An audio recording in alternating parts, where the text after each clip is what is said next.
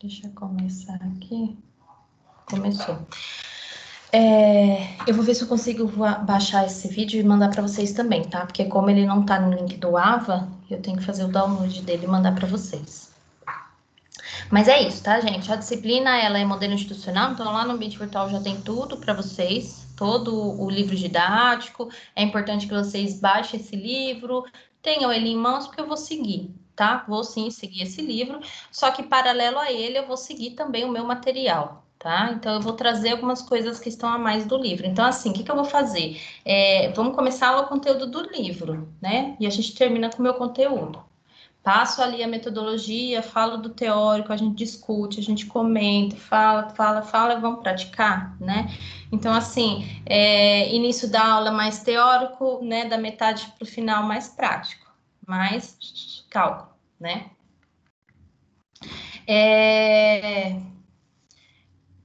A gente está aqui em casa vendo se a gente arrumou uma lousa digital também, para que eu consiga escrever, né? Fazer os números, porque eu não sei se vocês já tentaram, mas fazer um número pelo PowerPoint com aquela pontinha lá é terrível, né? É péssimo. Aí acaba demorando muito, e aí se eu tiver uma luzinha digital, eu consigo fazer muito mais prático aqui com vocês. Outra coisa dessa disciplina, tá, gente? Eu não vou prometer 100%, mas eu tô correndo atrás de que possa acontecer isso, tá?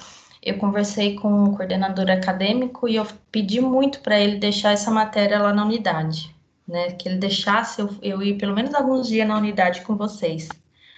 Ele falou que deixaria sim, que vamos conversando, né? Então, assim, eu vou voltar a conversar com ele sobre isso. A gente sabe que o prefeito de Santo André, igual eu falei na nossa reunião, a gente sabe que o prefeito de Santo André liberou 33% dos alunos, mas aí eu pedi para o coordenador uma fatiazinha pequena, né? Só essa disciplina, né, professor? Deixa eu voltar, porque eu não estou no grupo de risco, eu estou liberada para trabalhar, eu posso ir lá um dia da semana que seja, e eu gostaria muito de trabalhar essa disciplina lá, na unidade.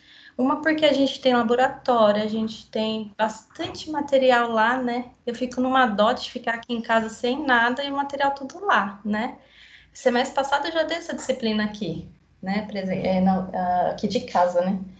E fluiu, né? Aconteceu. Mas, por exemplo, teve um dia que eu falei do ábaco.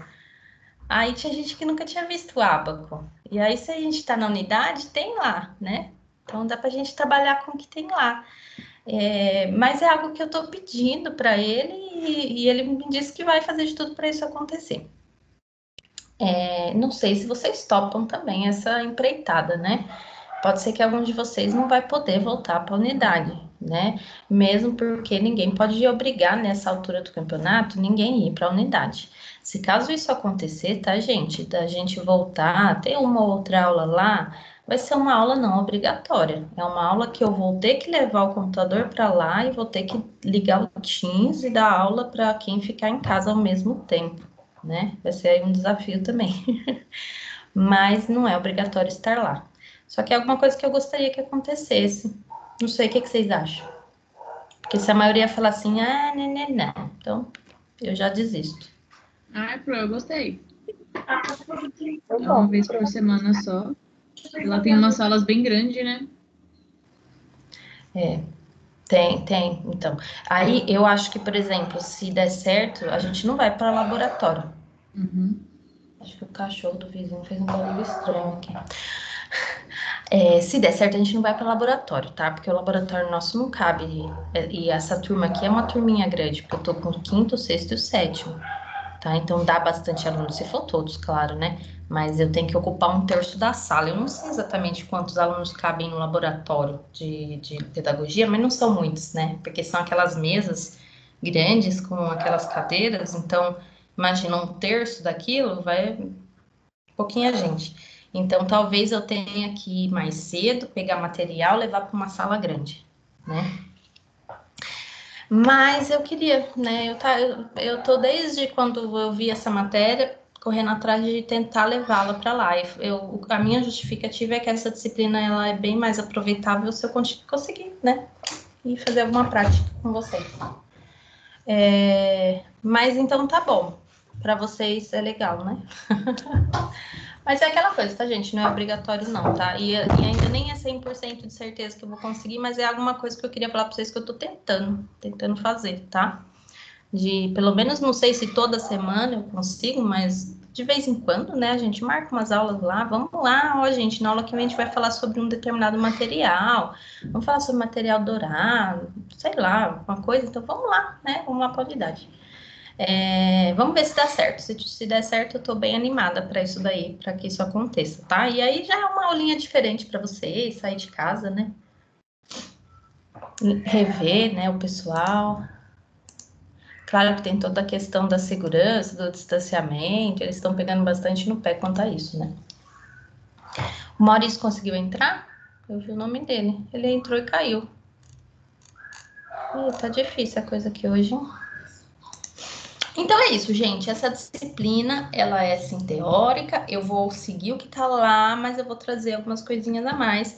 E aí eu vou mandando para vocês lá no ambiente virtual o material que eu quero que a gente utilize também, tá? Então, vamos usar paralelo a isso, né? Então, ó, vamos a algumas informações da disciplina. A MI, né, a disciplina modelo institucional, como eu já falei, ela é nível 2, tá? Ela não é uma disciplina que vocês precisam de 1.500 de prova, ela é uma disciplina que vocês precisam de 2.500 de prova, né? Então, é uma disciplina a qual vocês precisam de, né, uma pontuação melhor aí nas avaliações. A avaliação do primeiro bimestre, eu já passei o calendário para vocês, né? O calendário, ele já mostra lá que vai ser na primeira semana de abril, as provas. Acredito que as provas vão ser ainda no AVA, igual foi a B2 do semestre passado. E o tempo também para realização de prova, acredito que seja o mesmo. E no segundo bimestre, em junho. A gente tá apertando mais, olha aqui. Ah, é, filha? Aqui. Tá bom, vai pra lá, vai. Depois a mamãe vai ver. Aparelho logo. O Henrique tá doido pra pôr aparelho no dente. Aí ele tá me dizendo que o dente dele tá entortando. Prova, junho. Então, a gente já tem prova agora no início de abril, tá, gente? Então, ó, hoje é a última aula aí do mês. Semana que vem, não, mas eu acho que daqui umas 2 semanas já tem atividade pra gente fazer. Só que o que acontece, gente? As atividades normalmente que eu dou dessa disciplina são algumas listas de exercícios para vocês fazerem e me entregar na próxima aula, né? Me enviar, na verdade, né? Envia tudo por e-mail para mim. Desafio nota máxima esse semestre, ele começa dia 1º de março, tá, gente? Então, fiquem atentos ao desafio nota máxima, vocês já conhecem, não vou ficar aqui falando, né? Mas já vai começar aí em março. Pessoal, o estágio de vocês, eu até comentei com algumas pessoas do 5º semestre que estão aqui, né? Eu vou tentar marcar com vocês uma reunião semana que vem, tá? Com todos, né? Não só o 5º semestre. Com todo mundo, igual eu fiz semestre passado. Teve um dia que eu marquei uma reunião para falar sobre estágio, tá? Esse semestre eu quero fazer a mesma coisa. Eu sei que é o 5º semestre que está com bastante dúvida, porque vai começar agora, e o 3º semestre, eles estão numa grade totalmente diferente da de vocês, e eles já começam a ter estágio no 3º semestre. Então, são 2 turmas que estão, assim, pipocando de dúvidas de como que é o estágio. Então, mas não só para eles, eu vou mandar lá no Telegram também, se vocês do 6º, 7º e do 8º quiserem participar, podem participar também. Né? Vai ter muita coisa que vocês já viram, mas às vezes se tiver alguma dúvida, né, aproveita. Eu quero ver se semana que vem eu marcando eu já mando o link para vocês. Aí a gente conversa sobre isso também, tá? Então vamos lá, gente. Plano de ensino da disciplina, só para vocês terem uma noção aí do que a gente vai ver até o final do semestre, tá? Introdução à educação matemática. O primeiro módulo aí dessa disciplina é História da Matemática no mundo, no Brasil, orientações para o ensino da matemática. Então, a gente pega um pouquinho dos PCN,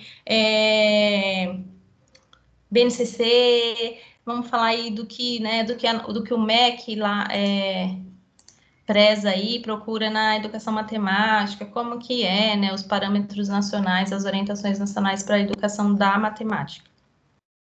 Essa é a unidade 1, então nossas primeiras aulas vão estar em torno disso, tá? História da matemática, política, né? E legislação na área da educação matemática.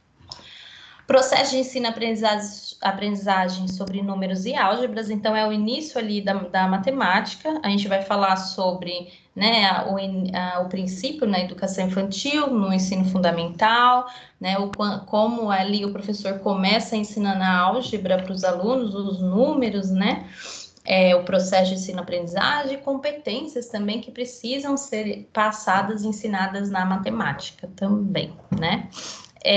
Semestre passado eu consegui trazer para as alunas um joguinho de matemática. A gente fala em algumas aulas aí sobre... mistura um pouquinho, né, de tecnologia também. Aí eu trouxe um joguinho de matemática para os alunos e foi bem legalzinho também a aula. Unidade 3, então a gente também fala sobre o processo de ensino-aprendizagem, só que então o foco aqui dessa unidade temática vai ser, né, medidas, grandezas, medidas, geometria, estatística e probabilidade, tá? Então, é a metodologia do ensino dessas unidades matemáticas, tá? Então aí a gente repassa um pouco o que fala lá na BNCC, sobre geometria, sobre medidas, sobre estatística e probabilidade. Vamos pegar o teórico, né? Ó, na BNCC fala isso, isso e aquilo. Tá, então vamos verificar aí todo o processo de ensino e aprendizagem e depois taca na prática, né? Vamos praticar um pouquinho. Unidade 4, tendência em educação matemática e interdisciplinaridade. Essa última unidade, então, ela vai fechar a disciplina falando, né, da possibilidade de trabalho da matemática junto a outras disciplinas, sobre as tendências, e aí a gente entra nessa questão de tecnologia, né, de diversas propostas, como a etnomatemática, entre outras aí no ensino da matemática. Aqui fala de tendências na educação, ensino da matemática como proposta interdisciplinar, temas contemporâneos na educação matemática, tá? A gente fecha, então, a disciplina falando sobre a atualidade, tá? Então, veja, ó, começa na história da matemática, vamos para a realidade, né? Para o processo de ensino-aprendizagem em suas diversas temáticas que tem dentro da matemática, fecha com tendências, né? Com a contemporaneidade do ensino da matemática e tecnologia também, né? Tem uma turminha aqui que fez tecnologia comigo no semestre passado, mistura um pouquinho o conteúdo nesse último módulo aí. Tudo bem, gente? Animados? Ou não? Sim. Tá bom. Sim. Nossa, meu, esse sim. Agora tá bom. Que animação, hein? Sim, pro telefone. E se começar a falar aqui, parece que o povo entende que eu tô falando, aí todo mundo começa a falar junto, sabe? Ah, entendi. Ai, gente. Mas é assim mesmo, eu acho que terça vocês vão estar mais animados, né? Vamos lá então, né? Ó, então, como que a gente começa essa disciplina? Falando um pouquinho da história, né? A minha proposta aqui hoje com vocês é conversar um pouquinho da história da matemática, né? Falar o que eu acabei de falar agora, que é o que é essa disciplina, entrar na história da matemática e, né, por hoje a gente ficar aí nessa parte teórica mesmo, tá? Ninguém vai fazer continha aqui hoje, mas na próxima aula eu já não garanto que ninguém vai fazer continha. Hoje é só mais um bate-papo mesmo, tá? Então, para início de conversa, vamos lá. Nos anos iniciais do ensino fundamental, as crianças têm uma relação positiva com a matemática, tá? Então, é isso que eu quero começar a discutir com vocês. Eu sei que a grande maioria aqui já atua, né? Já atua ou já atuou. Não sei se só com educação infantil ou fundamental, mas vocês já têm aí uma certa vivência em escolas. Não sei se vocês já puderam perceber, mas as crianças, quando estão lá na educação infantil, eles não têm nenhuma aversão à matemática. Vocês concordam? Ou vocês já tiveram alguma experiência negativa quanto a isso na educação infantil? Quando as criancinhas estão lá aprendendo a contar de 0 a 10, brincadeiras com números, eles têm algum tipo de aversão à matemática? Ou é natural? Professora, eu acho que tudo quando tá aprendendo é de boa, porque, tipo, vai aprendendo passo a passo. Mas aí quando aparece esse negócio que sai atropelando tudo, aí sim começa a aversão. Quando tá mais à frente, né? Começa aquele monte de fórmula e os alunos começam a se questionar para que eu vou usar isso, não é? Você começa a questionar a sua vida, começa a questionar tudo. Mas no começo é tudo de boa. Sempre é. Em tudo, né? Em todas as disciplinas, né? Em O tudo. ir para a escola na educação infantil é show, né? As crianças Então, adoram. Mas é porque, gente, a criança ali na educação infantil, ele tá nessa fase, né? De tudo é brincadeira e tudo é uma descoberta, né? Então, e para eles não estão lá porque estão aprendendo, eles estão se divertindo, né? A gente tem o brincar na educação infantil, que ele é o cerne de tudo, né? É o educar brincando, o brincar educando, mas o brincar tá lá, né? O cuidar e o brincar ele tá lá. Então é através do brincar, é através do cuidar que você tá lá ensinando matemática. A criança ela não tá na cabeça que tô aprendendo matemática, ela tá brincando. Então assim, o que eu percebo é que na educação infantil tudo é o brincar, tudo é delicioso, tudo é descoberto, tudo é novo, né? E a matemática não é diferente, eles começam a contar os números e aí tudo é uma descoberta, né? Então é brincadeira com número, eu consegui fazer o número 2, por exemplo, eu consegui fazer isso, eu consegui aprender isso, eu já sei contar mais do que 10, né? Então, na educação infantil, essa relação da criança com a matemática, ela é, né, maravilhosa. O que se percebe, que é o que a gente está falando aqui, que com o decorrer dos anos, essa disciplina ela já perde esse brilho, né, que tinha na educação infantil. E aí ela acaba trazendo temores aí, né, para as crianças e até para os jovens e adultos. Algum de vocês tem pavor aí da matemática? Ou não, de boa? bom dia! Oi! Sim, temos. Tem uma versãozinha aí.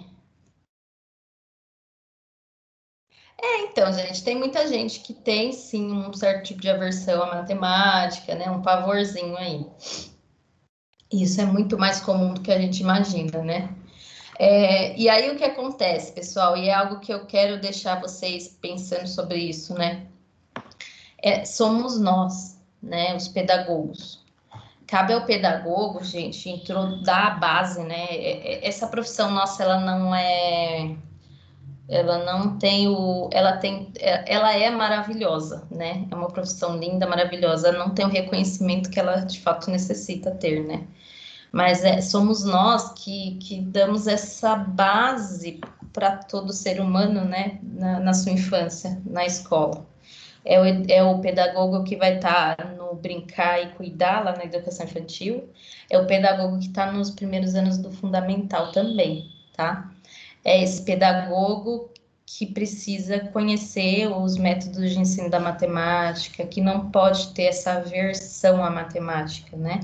Porque o que acontece? Somos nós que damos esse brilho aí, né, na educação infantil junto às crianças, no ensino da matemática. E a gente precisa ter cuidado também no fundamental, né? Quando entra ali no fundamental, eu vejo que tem muito educador que contribui um pouquinho para essa aversão à matemática. Não estou dizendo aqui que vocês são assim, né? Mas o quanto essa nossa profissão é importante, né? O quanto o pedagogo pode marcar a vida de uma pessoa, né? Seja para o lado positivo como para o lado negativo, né? Às vezes a gente pensa, eu tenho alguma aversão, algum temor, alguma coisa da matemática. Será que foi por conta dos meus primeiros anos escolares? Será que ela foi passada aí para mim de uma forma que me trouxesse esse encanto ou que tirasse o encanto à matemática, né? E é o que está aqui nesse terceiro parágrafo, né? Ó, é nosso dever, enquanto futuros professores, né? Refletir sobre o que causa essa mudança, para que futuramente possamos contribuir para que o gosto por esse componente curricular persista. Vocês acham que eu estou certa ou eu tô falando nada a ver? O que vocês acham aí? Pode falar, pode dar a opinião de vocês. Será que tudo, Pro? Eu acredito que seja muito verdade, né?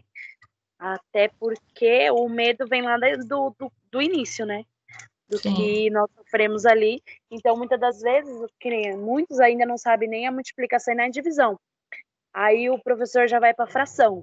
Aí, querendo ou não, ele dá aquele choque. Meu, eu mal sei aquele, eu já tô indo para aquele outro, o que vai ser lá na frente? É. E tem isso, né? A matemática, se você não aprende, por exemplo, bem, se você não aprende bem as 4 operações básicas da matemática, tá mal, né?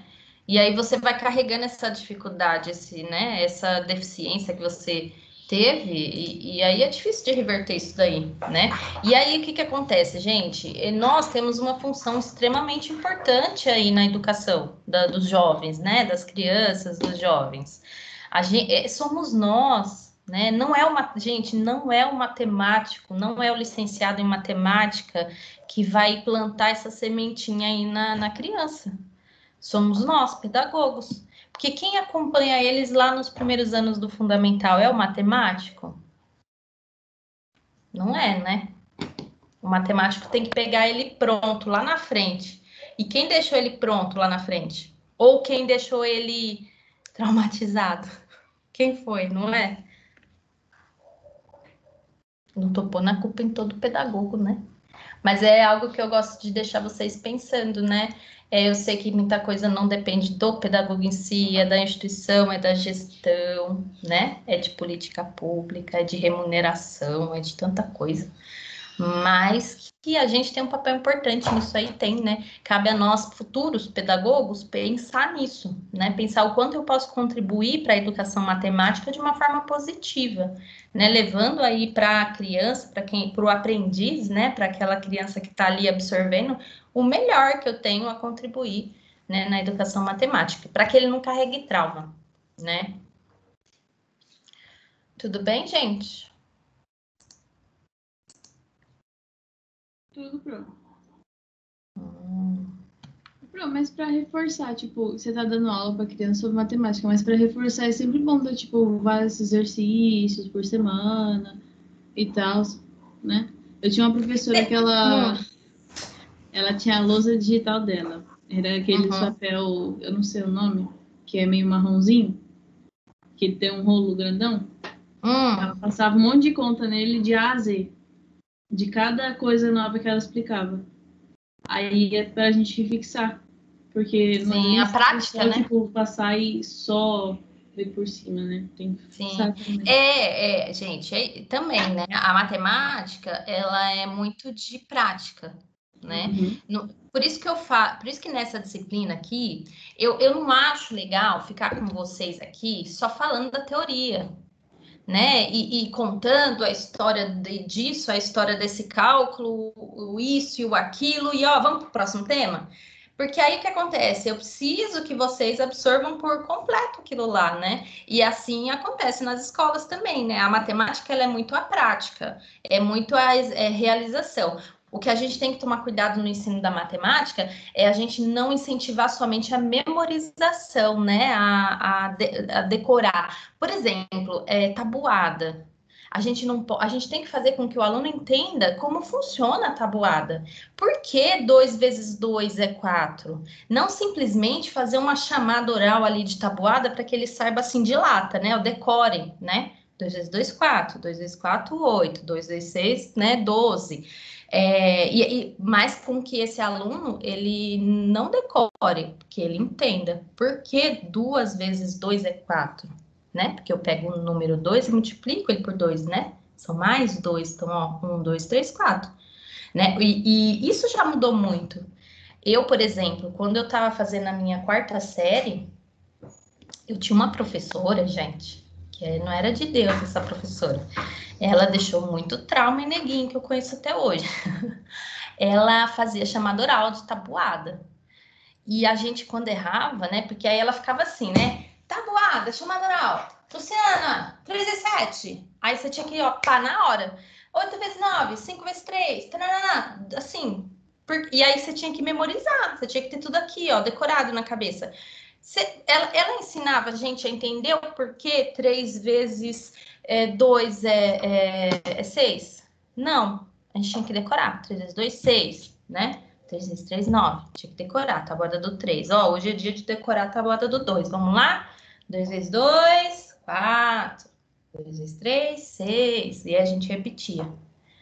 Né? Então, qual que era o estímulo que ela estava passando pra gente? Decorar. Decorar não é aprender. Né? Então, o que acontece? E aí, o pior, né, dessa minha professora, eu falo isso porque eu vivi isso na minha 4ª série. Eu tinha o quê? 7, 8, 9, 10 aninhos. Quem errava tabuada, ela fazia questão de puxar a orelha, né? Olha o tempo que eu era, né? Eu sou jovem ainda, tá, gente? Sou muito jovem. Mas eu cheguei a levar puxão de orelha dessa professora. E eu lembro que uma vez eu levei um puxão de orelha dela, que eu não esqueço até hoje, gente. Eu tava na 4ª série. Eu levei um puxão de orelha dela porque eu não entendi aquela conta e eu não consegui chegar no resultado. E aí eu cheguei para ela e perguntei, ô professora, por que assim, eu não lembro a conta, mas eu lembro da situação que eu vivi, né? E eu cheguei para ela e perguntei, por que isso e aquilo? Eu tava com dúvida, eu não entendi. Ela pegou e me deu o resultado da conta puxando a minha orelha. É isso! E puxou a minha orelha, entendeu? Isso é ensinar matemática, gente? O que vocês acham? Não. Acho que não. Não é, gente. Claro que hoje em dia agressão física, né? O que há alguns anos atrás até tinha, né? Hoje em dia a gente não pode, né, de forma alguma encostar na criança, Você né? acaba ficando com medo de aprender, né? Tipo, você não pode ter as dúvidas com medo de apanhar por uma coisa. Medo de apanhar, gente. Tinha um menino que era danado na minha sala, ele apanhava não, ele levava puxão de orelha todo dia. Eu lembro que uma vez ele foi com uma touca, assim, para tapar as orelhas, ela ficou com tanta raiva dele que ela arrancou a touca dele, catou os cabelinhos aqui atrás dele e puxava, assim, ó, o cabelo do menino. Ele chorava toda a aula. Então, o que acontece? Eu, por exemplo, eu quase nunca levava puxão de orelha, porque eu tentava decorar, né? Eu corria atrás de ficar, né? Eu ficava em casa, 2 vezes 2, 4, 2 vezes 3, 6, 2 vezes 4, 2, sabe? Eu decorava, porque eu sabia que uma hora ou outra ela ia fazer a chamada oral e eu tinha que ter na ponta da língua, né? E aí, depois desse dia que ela me puxou a orelha, porque eu perguntei, porque eu tinha dúvida, eu nunca mais perguntei. Sabe o que eu fiz, gente, na época? A minha mãe foi um dia num bazar e eu encontrei, assim, meus olhos brilharam. Eu achei aquele, nem sei se existe mais. Sabe aquele lápis que tem a tabuada? Bem pequenininho, assim, no lápis? Ainda existe, eu tô com. Existe, né? Eu não falei nada pra minha mãe, porque se eu falasse ela não ia comprar. Mas aí eu falei, mãe, eu tô sem lápis, mãe, meu lápis tá muito pequenininho, mãe. Aí minha mãe, minha filha, né, deixa eu comprar. Comprou um lápis pra mim de tabuada, vixe. Aí eu fui e arrebentei. Porque aí sempre que eu escondia aquele lápis, porque se ela visse aquele lápis, ela ia brigar comigo também. Aí eu escondia aquele lápis. Quando ela ia falar que ia fazer a chamada, eu escondia ele assim perto de mim, aí ela falava, eu já sabia a resposta. E aí eu nunca mais levei puxão de orelha. Mas eu aprendi. A criança é terrível, né, gente? A criança, ela dá um jeito, né, de não levar bronca, mas o que tinha que acontecer não acontecia. Pro, e os Então, pais sabiam da situação? oi? Os pais não sabiam? É que assim, gente, ó, 90, foi em 94, quando eu tava na 4ª série. Meus pais, eles gostavam muito dessa professora, porque ela era muito rígida, né? Minha família, minha mãe e meu pai tiveram 4 filhos. Os 4 filhos estudaram na mesma escola e na 4ª série estudaram com a mesma professora. Então ela fazia questão, né? Ela falava assim: eu vou dar aula para os 4 Vás, sabe? E ela deu aula para os 4. E meu pai e minha mãe adoravam, porque ela era rígida. Ela mantinha a sala ali quietinha. De fato, todo mundo entrava na sala dela, os alunos estavam tudo quieto, com medo de apanhar, né? A gente falava para os meus pais que levava puxão de orelha, mas eles pode puxar, entendeu? Então não adiantava a gente falar, né? Hoje em dia mudou muito isso, né? E aí na época eu falava, mas não adiantava. Aí a gente tem os nossos escapes, né? Sai da 4ª série, né? Saía da 4ª série lá, tudo com a tabuada na ponta da língua, entendeu? Aí você fala assim, hoje a criança não sabe a tabuada de cor, mano. Na minha época, a gente saía com ela de cor. Falava assim, ó, pá, resposta na hora. Mas não é porque eu sabia o que que era a multiplicação, é porque eu decorei. Me pergunta hoje se eu sei ela de cor. Não sei, já esqueci. Agora me fala os números, eu paro um pouquinho para pensar, para dar o resultado. Que aí eu vou pensar na multiplicação. Mas é isso, gente. A gente tem que tomar muito cuidado.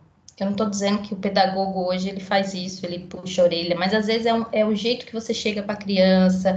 Por exemplo, a matemática, a gente entende que a matemática é uma ciência exata, né? É aquela coisa, né? De 2 mais 2 é 4. Só que não tem aquela história que a ordem dos fatores não altera o produto.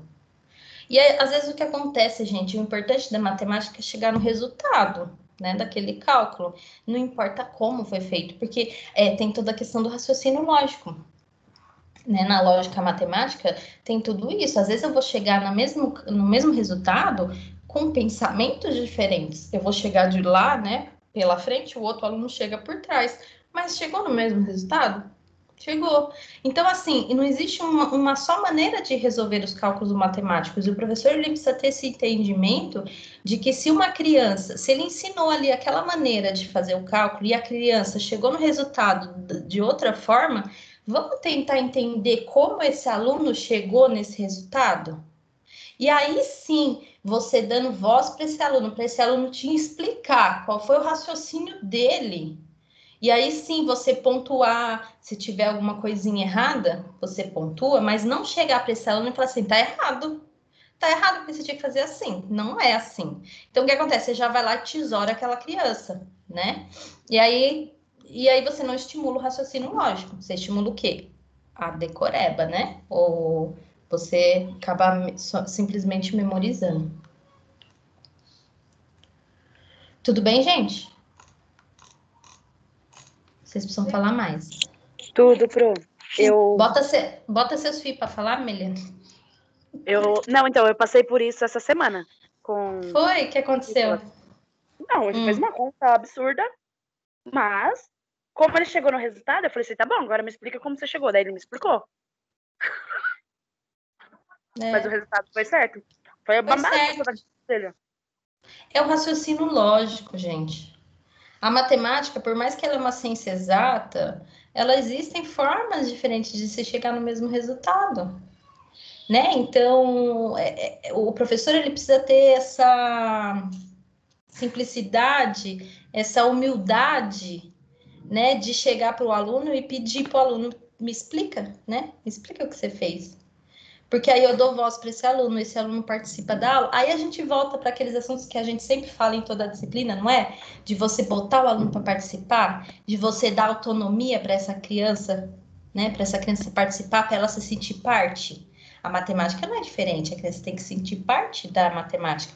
Se ela chega num resultado, te mostra ali a forma que ela fez e você já corta na hora, você está minando aquela criança, você está minando todo aquele raciocínio lógico que a criança tem, né? E não é isso que a gente precisa, né? A gente precisa de pessoas que pensem, que raciocinem, que analisem, que consigam ter um outro ponto de vista. Olha aí, gente, a matemática. A matemática não é só cálculo. Ela te abre, né, o raciocínio lógico, principalmente, né?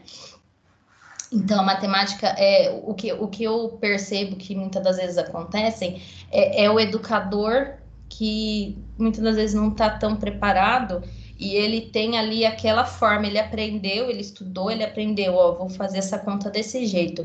Aí, na hora que o aluno chega e apresenta para ele uma outra maneira, né, aí ele fica ali na retaguarda e já fala, não é assim, é assim, é o jeito que eu aprendi, que eu sei fazer, que é o certo. Né? E não pode, tá? A gente tem que ouvir, a gente tem que tentar entender o que ele está falando, né? E não cortar, não tesourar esse aluno. Ô, Mel, você quer falar? Quero. Então, o Nicolas, ele tá no 5º ano. Porém, ele não sabe a tabuada. Sim. Mas se você falar para ele, faz esse vezes esse, ele, vamos supor, se for fazer do 9, 9 vezes 8, ele vai fazer 9 vezes o número 8, daí ele vai contando, um por um. Uhum. Até chegar no... Agora, do 5, ele já sabe, né? Ele já conseguiu memorizar, né? Não, ele decorou, né? Por causa do relógio. Mas gente, hoje em dia tem muito disso, né? Antigamente, na época que eu fui alfabetizada, tinha muito de responder de pronto. Bom era aquele aluno que saía, né? Vamos supor lá da quarta série com a tabuada toda, né? De toda a tabuada na cabeça. Isso era o bom aluno, né? Mas passado o tempo a criança esquecia tudo, né? Porque decorou. A gente precisa entender, tá, gente? Maísa, tá com o fone aberto? Maísa, quer falar?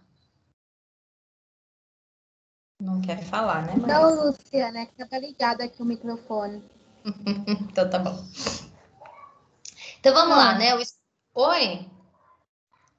Eu acho também que a maneira a qual nos apresenta a matemática que é de forma errada, né? Porque se mostrasse para a gente desde pequenininho o quanto é importante que a gente vai levar isso para a nossa vida inteira, eu acho que talvez a gente teria outra visão.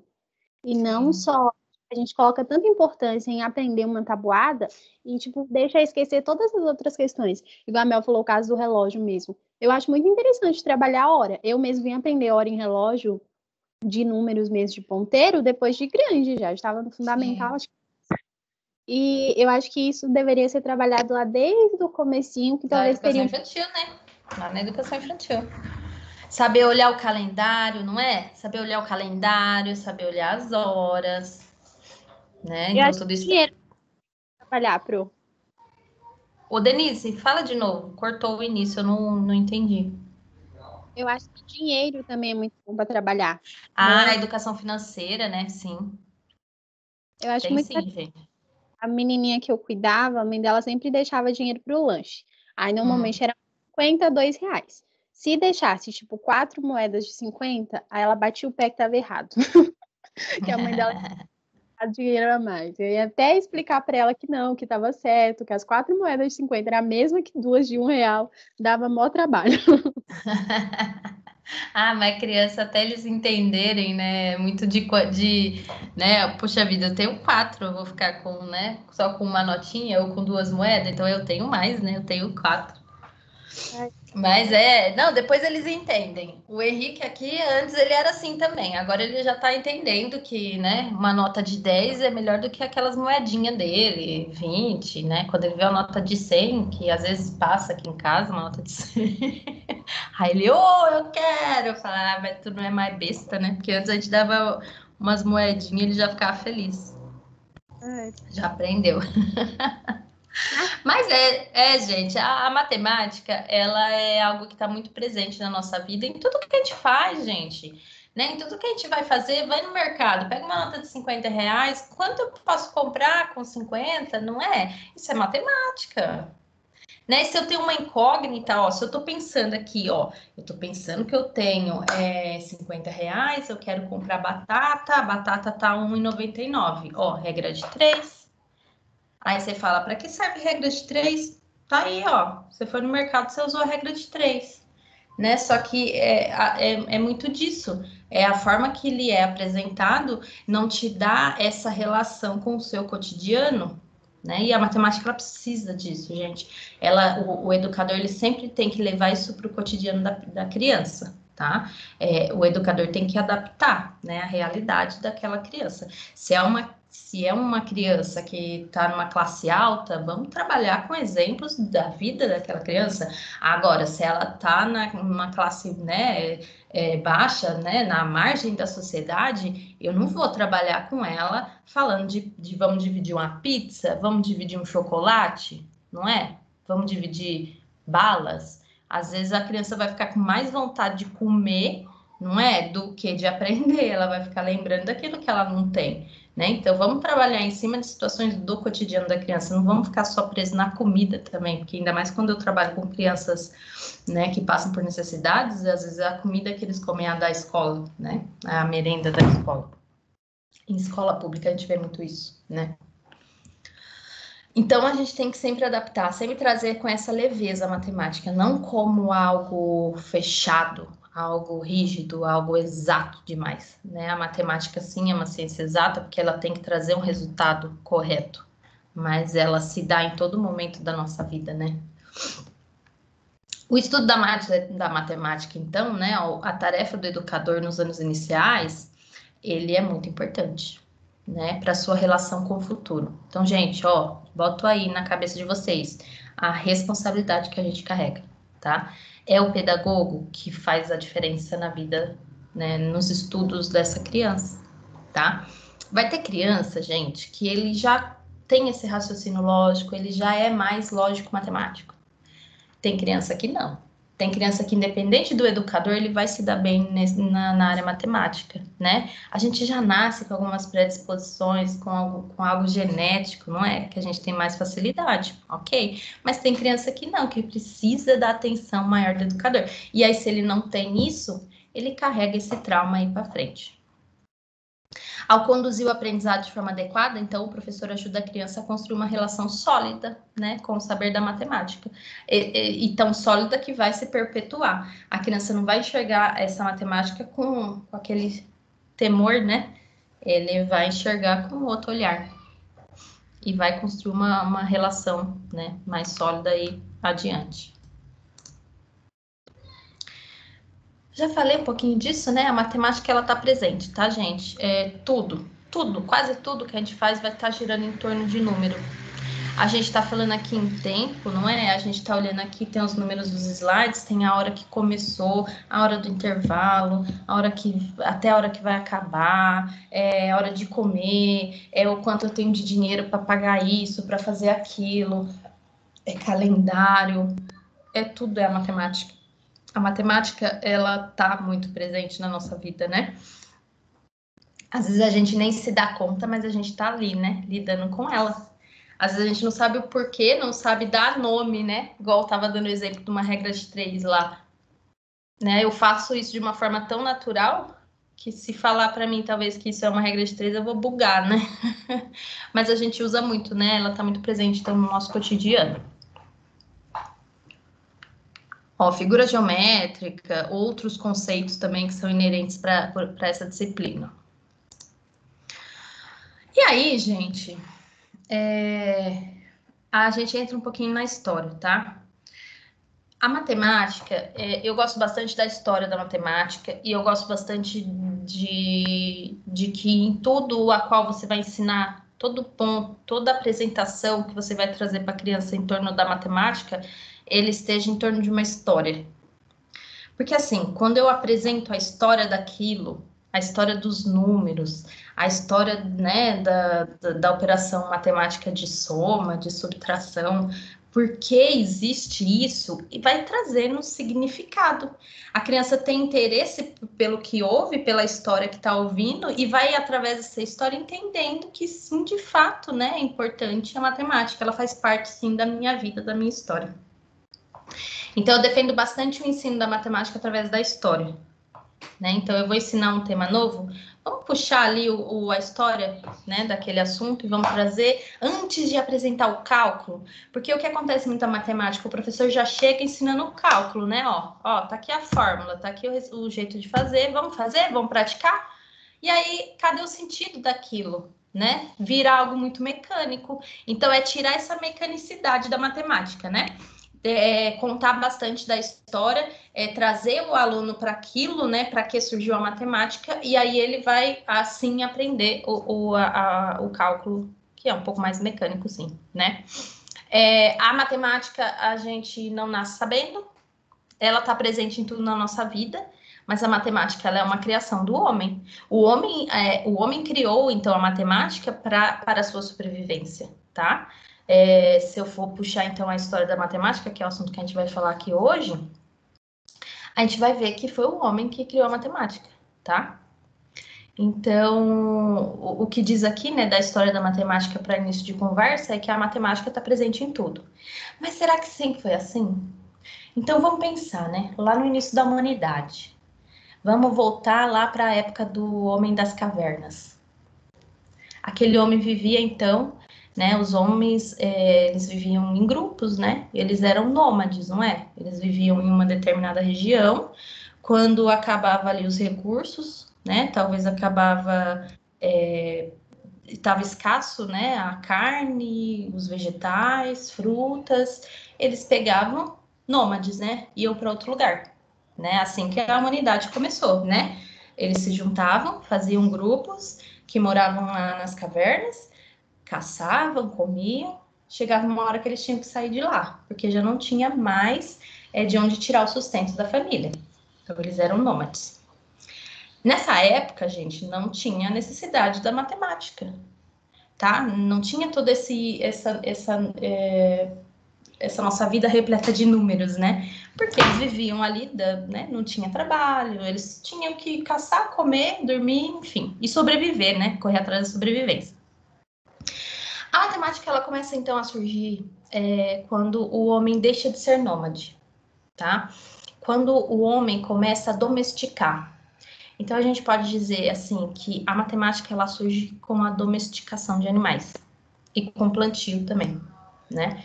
A partir do momento que o homem deixa de ser nômade, né? Que a raça humana, então, começa a criar ovelhas, né? A ovelha diz que a ovelha é o primeiro animal, né? Que foi domesticado, porque é um animal manso, né? Então, quando o pastor começou ali a domesticar as ovelhas, a ter o seu rebanho, a cultivar, né, os seus vegetais, as suas frutas, ele começou a afirmar propriedades, né, moradia nos locais. E aí, gente, o que acontece? Começou a surgir essa necessidade de contar. Porque o que acontece? As pessoas começaram a ter propriedades. O pastor tinha lá ovelhas. Até então não tinha essa relação que a gente fala hoje de 1, 2 e 3. Eles faziam uma relação, começaram a fazer uma relação de quantidade, usando os dedos, usando pedrinhas, né? Então tinha toda essa questão de relação. O pastor, por exemplo, ele tinha lá uma quantidade de ovelhas, ele poderia, né, relacionar, ó, uma ovelha, né, outra, mais outra, mais outra, mais outra. Só que chegou uma hora que os dedos acabaram, né?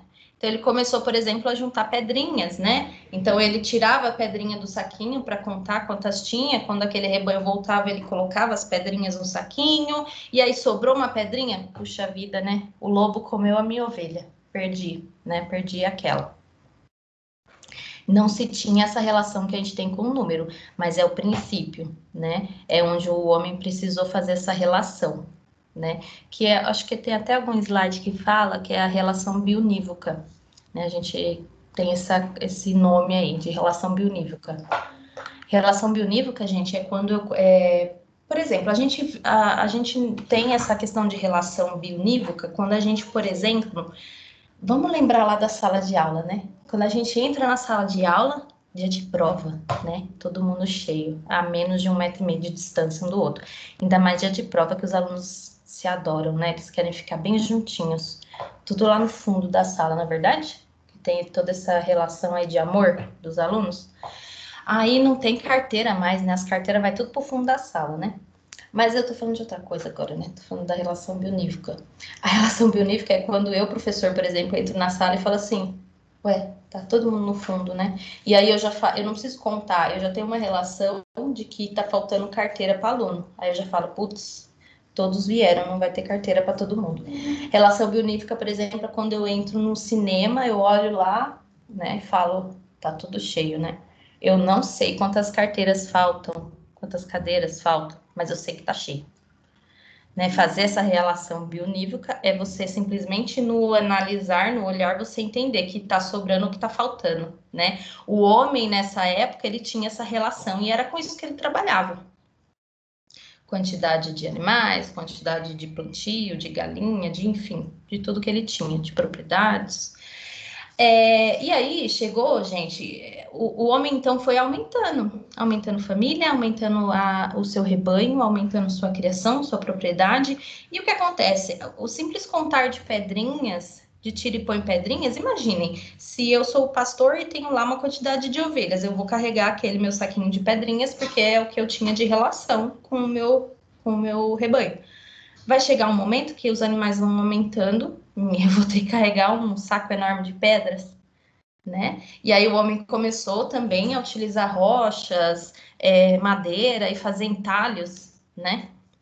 Eu não sei se eu trouxe uma imagem aqui, deixa eu ver se eu acho, que mostra em entalho em madeira ou numa pedra. Aqui, ó. Vocês estão vendo o slide que está escrito cálculo? Sim. Aqui é o exemplo de uma, né, é uma pedra, né, um pedaço, não, acho que é, onde é possível perceber, isso é de, né, muitos anos atrás, 3.500 anos antes de Cristo, o que dá para perceber aqui é que tem entalhos. Então, isso já dá a entender que naquela época, né, as pessoas já faziam um controle. E é justamente aqui, nesse slide, que fala da correspondência bionívoca, né? É onde as pessoas começam não a contar, porque a contagem, os números, né, como a gente conhece hoje, isso é mais recente. Mas logo no início não, era só essa relação. Ó, essa pedrinha é esse animal, essa outra pedrinha é esse, a outra é aquele. Opa, pedrinha a menos, animal a mais.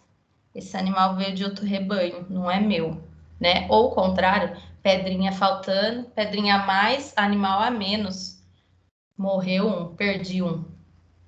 Né? Então, a relação de números, ela começa aí. A matemática, ela tem, né, ela tem essa história. Aí você fala assim, ah, para que matemática, né? Para que matemática, gente? Se lá no início já viu-se a necessidade da contagem, né? A gente precisa ter esse controle. Deixa eu voltar aqui onde eu estava, peraí. História.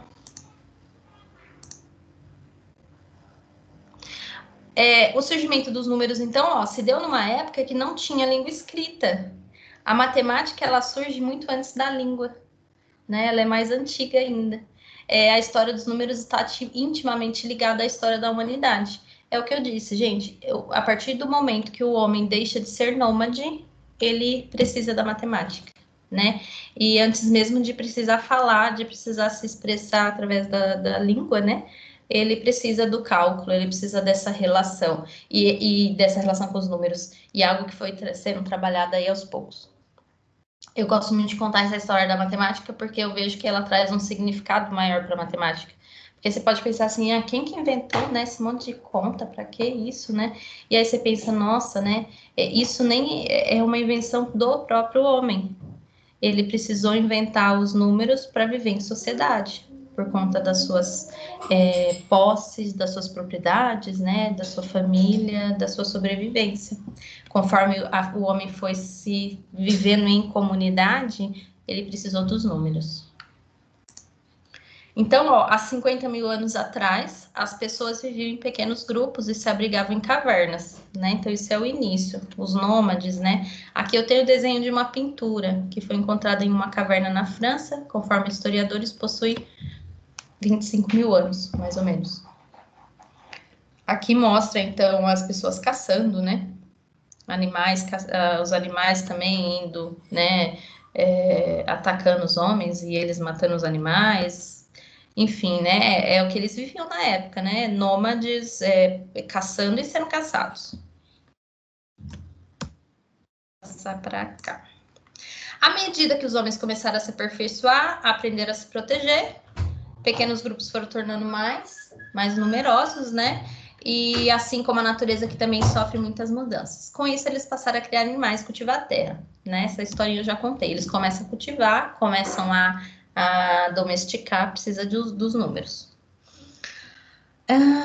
Deixa eu passar aqui. A domesticação, então, se eu for falar assim para vocês, qual que é o marco inicial? É a domesticação, né? A domesticação é onde dá o start aí para a matemática. A domesticação animal provocou grandes mudanças para as pessoas. A reserva de alimentos cresceu. Houve divisão de trabalho. E olha isso, gente, como já entra a matemática, né? A partir do momento que o homem deixa de ser nômade, que ele começa a domesticar, ele começa a ter propriedade sobre algo. Esse algo começa a se multiplicar. E aí eu preciso de mais pessoas para trabalhar. Aí eu preciso de organização, eu preciso que alguém trabalhe durante o dia, eu preciso que alguém trabalhe durante a noite, eu preciso que alguém faça determinada atividade e outra atividade, né? E toda essa divisão de trabalho. Vejam como, né, de forma muito natural, a matemática já vai entrando na vida desses homens, né? Iniciou-se uma espécie de comércio baseado em troca, né, o escambo, né? E com essa comunicação para realizar a comercialização surgiu a necessidade de contar, que foi evoluindo com o passar dos anos. Aí, gente, o que acontece? A gente começa a falar aqui da soma e da subtração, tá? Que são os dois primeiros, né? As duas primeiras operações matemáticas. A soma e a subtração, né? A continha de mais, continha de menos. É nessa época que era utilizado, porque aí o que acontecia? Eu era o pastor, eu tinha as minhas ovelhas, por exemplo, e aí eu tinha lá mais e mais e mais ovelhas, estavam aumentando. Eu ia então precisar de leite, e aí eu ia lá no outro, né, no meu vizinho, que tinha gado e tinha o leite. E aí o que eu fazia? Trocava, né?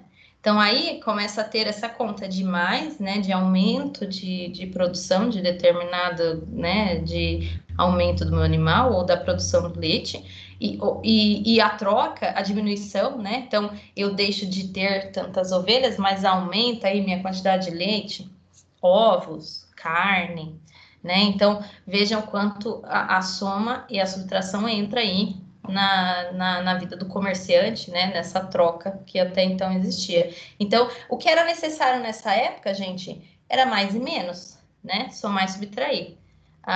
E aí foi surgindo, então, essa necessidade desse tipo de cálculo, né, eu tenho a mais, tenho a menos, e aí, conforme o passar do tempo, foi surgindo mais complexidades nos cálculos. E aí é onde vai surgindo as outras operações matemáticas também. Passar aqui, ó. Num primeiro momento, ó, esses saberes eram empíricos, muitas vezes inconscientes. Aqui eu tenho um desenho de um homem contando as pedrinhas e contando as ovelhas, tá? Não era cálculo, era uma relação bionívoca, que eu já falei para vocês o que é algo inconsciente, algo que a gente faz naturalmente, é uma relação, esse com esse, né? Não precisa contar, você só relaciona. Conceitos matemáticos sempre foram desenvolvidos como algo natural para o seu momento e eles podem ser conectados com a história, com a filosofia, com a geografia, né? Então, o que eu estou contando aqui para vocês é a história, né? É a história da humanidade. Então, a matemática, ela tá lá, junto com a história da humanidade. A gente vai falar também de geografia, tipos de criação, comércio, tudo isso tá junto com a matemática, ela nasce junto com a história aí da humanidade. Tá? E o que diz aqui também é essa questão de que a matemática ela é algo que foi surgindo na vida do ser humano, né, de uma forma muito natural. Foi se surgindo, então, as operações matemáticas, a necessidade dos números, porque o homem precisava disso. E não foi enfiado goela abaixo aí dos homens que eles precisavam contar, né? Eles que levantaram essa necessidade de que eu precisava ter algo para um melhor controle das minhas propriedades, das minhas necessidades. Então, ó, antigos pastores para controlar rebanho, né? Já falei. Cada ovelha tinha uma pedrinha. E aí, né? No início ele contava quantas pedrinhas, depois ele via de novo quantas pedrinhas e sabia se tinha aumentado ou se tinha diminuído, né? Como pedrinha, ela significa cálculos, daí vem a palavra cálculo. Isso é uma curiosidade, tá, gente? Por que a gente fala cálculo matemático, né? Cálculo vem, né, dessa palavra no latim que significa pedra, né? Pedra no latim é cálculos. E aí a gente fala dos cálculos matemáticos. Então, por que cálculo? Porque vem da pedrinha. A gente, quando tem pedra no rim, não é? A gente fala que tem cálculo renal. Vem daí também, né? Do latim da pedrinha que tá lá no rim. Esse slide eu já falei, né? Dos entalhos. A correspondência bionífica é isso, é algo natural, é algo que as pessoas, que qualquer ser humano faz, né? Ele já faz essa correspondência, não precisa saber contar, a gente já sabe corresponder. Bionívoco é um termo consagrado no jargão dos matemáticos, distingue-se de unívoco, refere-se a funções ou correspondência entre dois conjuntos, tá? O biunívoco vem de bi, né, de dois. Então, a correspondência bionívoca é quando eu correspondo duas coisas, dois conjuntos, né? Quantidade de pessoas, quantidade de assentos, quantidade de pedrinhas com quantidades de ovelhas, né? Então, isso é correspondência bionívoca. Gente, o Maurício tá, entra e sai, hein? Ô, Maurício, você entrou agora? Deixa eu ver. Maurício? Oi, Pro. Tá difícil hoje, hein? Tá toda hora caindo. Eu tô vendo. Eu tô gravando, Bem, depois eu mando pra vocês. tá bom. Tá. Ai, até daqui a pouco, Maurício. Boa viagem. Até daqui a pouco. Põe uma almofadinha pra você cair em cima. Besta, né? Fica aí, fica à vontade. Até quando der, né? Olha lá, o Maurício caiu. Tô dizendo. Então, ó, gente, ainda quanto à correspondência bionívoca, né, é a expressão dada aos conjuntos na qual possuem em comum o mesmo número de elementos. Darei alguns exemplos para ficar mais fácil, né? Então, o exemplo 1 tem o conjunto A, E, I, O, U, e o B, que é o B, C, D, E, F, G. A correspondência bionívoca entre esses dois conjuntos, aqui eu estou dizendo, gente, que a correspondência bionívoca é quando eu tenho dois conjuntos que possuem o mesmo número. Tá? Quando eu faço a correspondência bionívoca, é quando eu pego a quantidade de elementos do conjunto A igual a quantidade de elementos do conjunto B. Isso há uma correspondência. O que eu estou querendo dizer? Que esse conjunto corresponde com esse. Né? Essa palavra, né? Corresponder quer dizer que eu tenho a mesma quantidade de números. Esse exemplo que eu dei para vocês de que eu tinha pedrinhas e ovelhinhas, então vamos supor que eu tenho 10 pedrinhas e 9 ovelhinhas. Não houve uma correspondência bionívoca, né? Porque eu tenho menos ovelhas e mais pedrinhas. Né? Então, o termo correspondência bionívoca, eu digo que ele acontece quando o conjunto A é idêntico ao conjunto B. Ficou claro? Sim. Né? Então, ó, eu tô dando aqui o conjunto A, que são as vogais, A, E, I, O, U, 5 vogais. Conjunto B, eu tenho 5 consoantes. A correspondência bionívoca sim, né? Embora a natureza dos elementos que compõem esse conjunto sejam diferentes, porque eu tô falando conjunto vogal, conjunto consoante, né? São conjuntos com elementos distintos, porém há uma correspondência entre eles. Né, eu posso corresponder o A com a letra B, né? Tem a mesma quantidade de elementos. Aqui em cima está dizendo, né? A correspondência bionívoca é uma expressão dada aos conjuntos na qual possuem em comum o mesmo número de elementos, tá? Então, gente, quando eu faço uma correspondência bionívoca, é porque eu estou analisando dois conjuntos. Lembra do bi, né? Do bi que é relacionado, então, a mais de um conjunto, né? Dois conjuntos. E se há correspondência, eu estou dizendo que são as mesmas quantidades de elementos, tá? Quando acontece a correspondência, tá tudo ok. Quando essa correspondência não acontece, né? É onde a gente verifica aí que algum elemento está faltando elemento.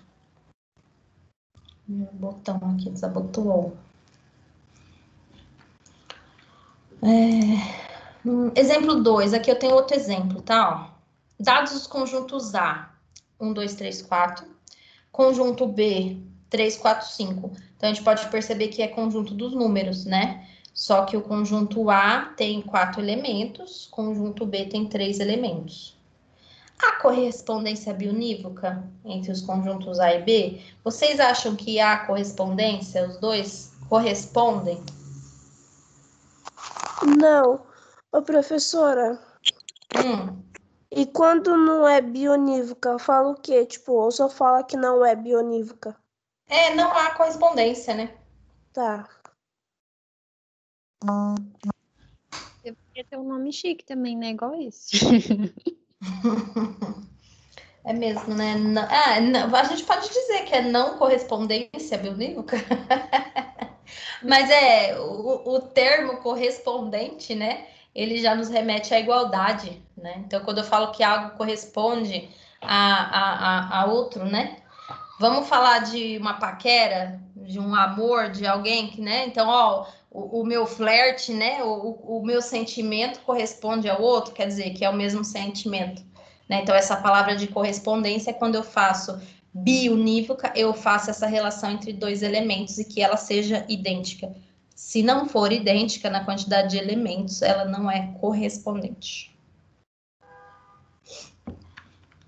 Aí a gente diz que ela não é, né? Não é correspondente, não correspondente. Aqui, esse é o mesmo exemplo. O desenvolvimento da matemática, né?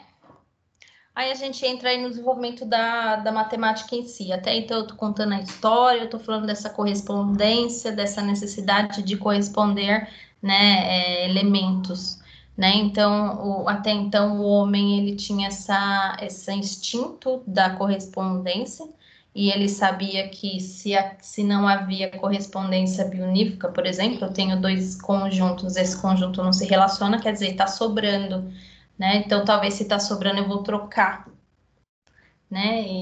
E aí ele vai vivendo aí com essa correspondência simples, porque suas ações são simples, são trocas, né? Percas, trocas, né? Então, aí a gente percebe que já há necessidade de mais ou de menos. Aí eu li isso aqui tudo? Antigas civilizações atingiram um maior grau de organização no que se refere à matemática. Aí a gente já entra, então, em civilizações mais, né, avançadas, que tiveram um grande destaque aí na matemática. Nessas civilizações, 3 foram as que se destacaram, né? Mesopotâmia, Egito e Grécia. Lá no Egito, então, eles já começaram a representar, né, essa correspondência, né, esse esboço aí dos números. Os egípcios utilizavam uma sequência de sinais. Eles contavam formando grupos de 10, como fazemos hoje, né? Os números, gente, eles são decimais, né? A gente fala que os nossos números são decimais, porque nós temos base 10. Os nossos números, eles aumentam ou diminuem de 10 em 10, né? Então, eu tenho os números de 1 a 10, né? Do 0 ao 9, né? Ele só tem um elemento, depois ele multiplica por 10, vai para 10, 11, multiplica por mais 10, casa do 20, né? Então, até hoje, os números são base 10. Claro aqui, tá, gente? Os números que nós utilizamos, base 10. Por exemplo, os números utilizados numa programação, vocês já devem ter ouvido falar dos números... Numeração binária? Já ouviram falar? Conhecem? Acho que não, Pro. Mas você já deve ter ouvido falar de números binários? Sim, só não sei o que é. É uma numeração que ela só tem 0 e 1.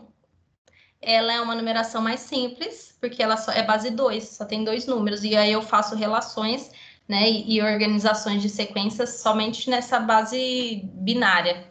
Ela é muito utilizada em programação, porque aí eu vou ter uma menor quantidade de elementos para se trabalhar, né, e eu trabalho essa relação binária. Existe na matemática, o mais utilizado é a decimal, que a gente conhece, que a gente utiliza no nosso dia a dia. Mas, se a gente for estudar a área de computação, de tecnologia, a gente vai ter números hexadesimais, binário, enfim, tem base aí para tudo quanto é jeito. No Egito, eles começam, então, com base 10, né, a mais utilizada.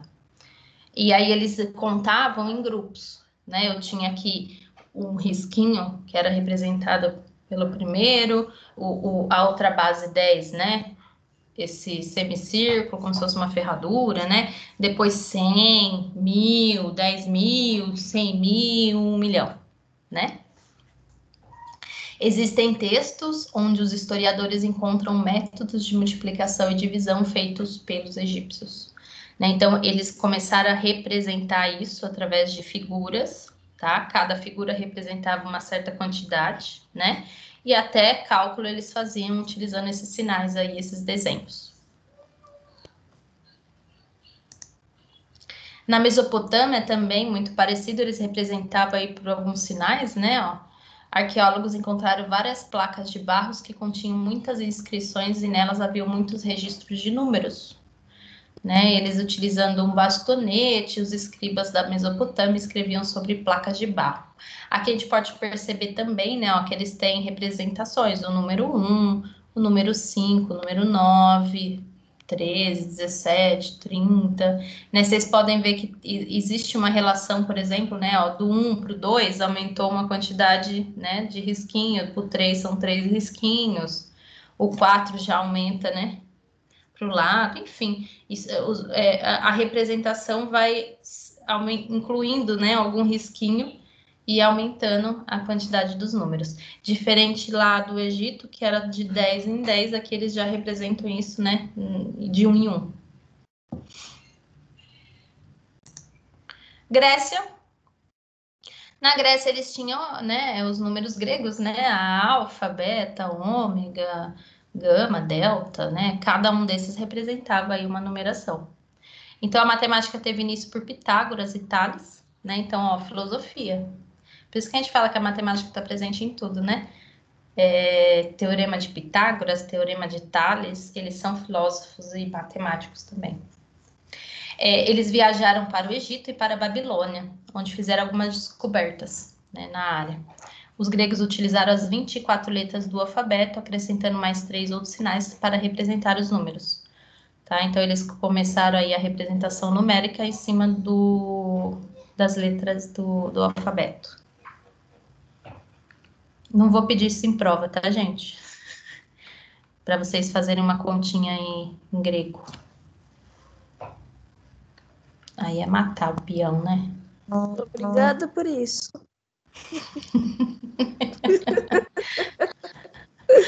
Mas número romano pode ser, né? Ai, você não vem complicar minha vida, não? Lígia. É.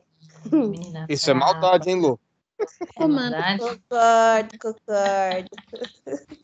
Ah, mas é tão legal essa historinha. Aí vocês vão pesquisar mais, ó. Trazer aí, ó, pesquisa para a próxima aula.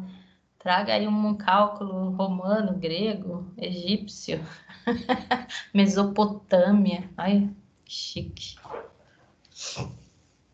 Aí a gente vai, pessoal, para a Grécia, né? Na Grécia Antiga, eles inventaram o ábaco. Olha o ábaco aí, né? Quem já usou o ábaco? Quem já conhece? Eu. Ah, Mel. Não sabe nem o que é isso, mulher? Aí, ó. Se eu tivesse o Eu usei ábaco aqui, muito. ó. Você usou? Mas você usou quando você estava aprendendo ou no trabalho? Eu usei, acho que quando estava na segunda série, a primeira e Aham. segunda série. Que legal. Então, gente, o ábaco, ele auxilia muito na aprendizagem, na alfabetização matemática, né? Assim como o material dourado, assim como as barrinhas de Kuizner. Não sei se vocês conhecem. Material dourado, acho que vocês conhecem, porque a gente falava bastante de material dourado lá na faculdade. Tem uma porrada de material dourado lá, né? Eu conheci, Oi? eu conheci na faculdade o material dourado também, eu não conhecia. O material dourado, e tem as barrinhas de Kuizner. Eu acho que não tem lá na faculdade, essas barrinhas. Não tem, não. Tem material dourado só. E tem alguns ábacos lá. Mas, e tudo isso, gente, são materiais concretos, né? Que auxilia a criança, então, nessa fase concreta, onde a criança tem que pegar para aprender, não é? Então, isso é interessantíssimo para nós utilizarmos, porque a gente precisa conhecer a fase de desenvolvimento daquela criança e trabalhar com materiais que chamem a atenção dela. O ábaco, ele é o mais antigo, né? Porque o material dourado, ele é mais recente, o Cuisinart também. Mas eles têm essa mesma essência de auxiliar o cálculo, né? Auxiliar o registro matemático. Na Grécia Antiga, então, foi onde inventou o ábaco, com essa carinha que a gente está vendo aí, né? Foi também o Oriente que contribuiu com diversas descobertas matemáticas que acabou transformando o mundo da matemática, né? E na matemática. Eles criaram um sistema numérico em que usavam gravetos para representar os números de 1 a 9, que colocados em colunas, onde indicavam as unidades, dezenas, centenas e milhares. É o ábaco, né? O ábaco, então, eu tenho uma representação por gravetos, cada graveto tem uma quantidade de pedrinhas, de bolinhas.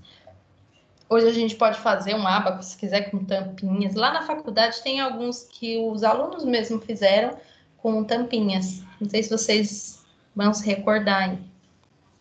Mas eu quero ver se a gente trabalha com algum deles, né?